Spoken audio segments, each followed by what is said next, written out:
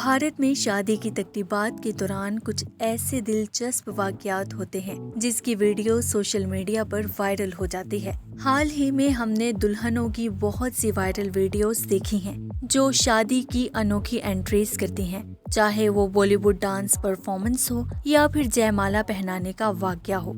ऐसी ही एक और वीडियो सोशल मीडिया पर वायरल हो रही है जिसमें एक खूबसूरत दुल्हन को मोटरसाइकिल पर अपनी शादी के मकाम पर पहुंचकर रवायती असूलों को तोड़ते हुए देखा जा सकता है।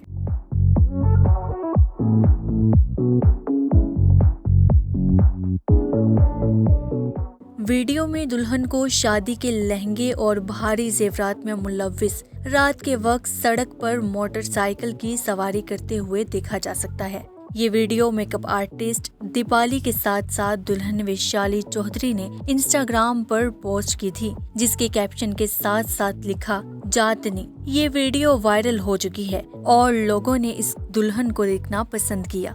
6 अगस्त को शेयर की गई इस वीडियो को 83,000 से ज्यादा लाइक्स और कई तबसरे मिल चुके हैं। अरूज फातिमा, मेट्रो टाइम न्यूज।